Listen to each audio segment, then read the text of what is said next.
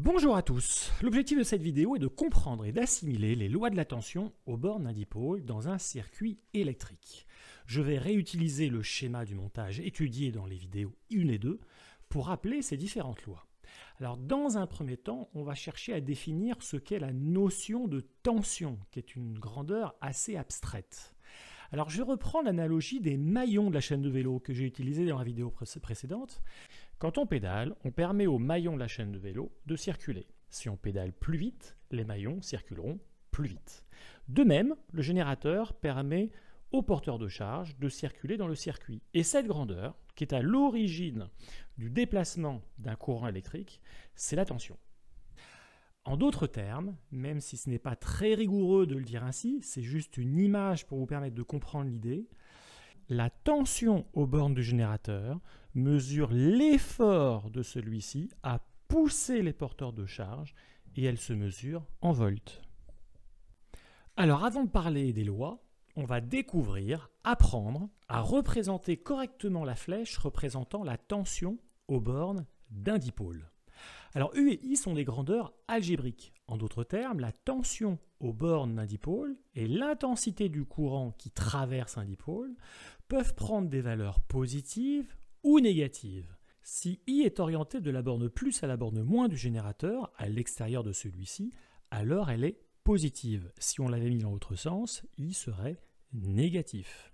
Si le dipôle est un générateur, ici on a affaire à une pile, U est positif si la flèche est dans le même sens que celle de la flèche modélisant le sens de I. Si U était dans l'autre sens, on aurait une valeur négative pour la tension aux bornes du générateur. Si maintenant le dipôle est un récepteur, une lampe, un conducteur ohmique, une diode, etc., U est positif s'il a une orientation, un sens opposé à celle de I. Dans notre exemple, on représentera la tension aux bornes de la pile ainsi, dans le même sens que celui de I, U1 et U2 dans le sens opposé à celui de I, donc ainsi, de la droite vers la gauche, U3 vers le haut et U4 vers le bas. À chaque fois, vérifiez bien que pour un récepteur, I et U sont représentés par des flèches qui ont une orientation opposée. Maintenant qu'on a bien compris ça, on peut enfin parler de cette fameuse loi des tensions. Alors qu'est-ce qu'elle dit? Elle dit simplement que si vous prenez une maille, une boucle fermée contenant un générateur, alors la tension aux bornes du générateur est égale à la somme des tensions aux bornes des différents dipôles qui sont sur la maille.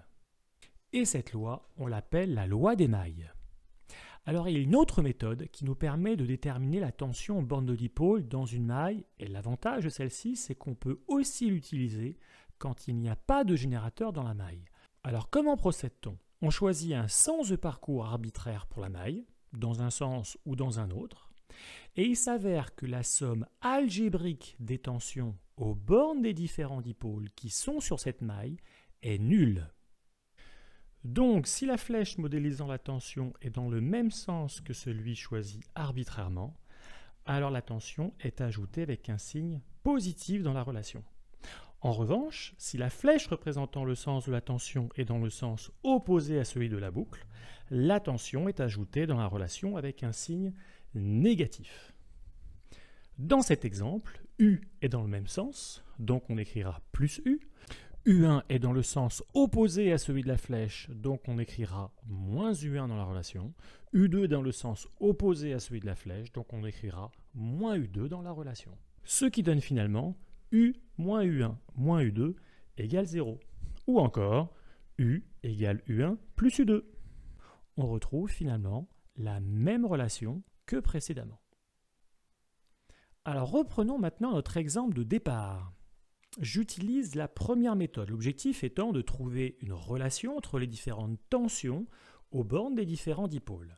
Alors dans la maille qui est en vert, si j'utilise la première méthode, on peut écrire que la tension aux bornes du générateur est égale à la somme des différentes tensions aux bornes des dipôles qui composent cette maille. Il y a L1, L3, et L4 qui composent cette maille, je peux écrire que U est égal à U3 plus U1 plus U4. Là, je ne m'intéresse même pas au sens des différentes flèches symbolisant la tension. Je vais maintenant appliquer la deuxième méthode à la maille qui est en bleu. Vous remarquerez que dans cette maille, il n'y a plus L1, donc je peux quasiment la cacher. Vous remarquerez que dans un premier temps, on doit choisir un sens arbitraire de circulation. J'écris comme première phrase « La somme algébrique des tensions est égale à 0 ». Cette fois-ci, je vais tourner dans le sens indiqué. Donc, je vais pouvoir écrire que U moins U3 moins U2, je vais dans le sens opposé à celui de U2, moins U4 égale 0. Je peux aussi écrire que U égale U3 plus U2 plus U4. On peut aussi utiliser cette loi des mailles dans la maille qui est en jaune, qui ne contient pas le générateur. Je choisis de la même manière un sens arbitraire et cela donne U1 moins U2 égale 0. En d'autres termes, U1 égale U2. Vous vous rappelez ce que l'on avait dit dans la vidéo 1, L1 et L2 sont montés en dérivation. On peut remarquer que la tension aux bornes de deux dipôles montés en dérivation est égale. Dernière partie, pour mesurer une tension aux bornes d'un dipôle, on utilise un voltmètre qui doit être placé en dérivation avec le dipôle étudié. Ici, on cherche à déterminer la tension aux bornes de la lampe L2, qu'on note U2. Pas besoin de modifier le circuit, deux fils reliés aux deux bornes du voltmètre sont branchés aux deux bornes du dipôle dont on cherche à déterminer la tension à ces bornes. Comme l'ampèremètre, vous remarquerez que la borne comme du voltmètre est placée du même côté que celui du pôle moins du générateur. Voilà, c'est tout pour cette dernière vidéo qui traitait de la tension aux bornes d'un dipôle en électricité. Juste une dernière diapo de synthèse qui rappelle les points importants à retenir. En d'autres termes, il faut savoir que la somme algébrique des tensions est nulle dans une maille, que dans une maille contenant un générateur, la tension aux bornes de celui-ci est égale à la somme des tensions aux bornes des différents dipôles qui composent cette maille. Et enfin, pour mesurer la tension aux bornes d'un dipôle, on place un voltmètre en dérivation avec celui-ci. Voilà, il ne reste plus qu'à s'entraîner. À bientôt!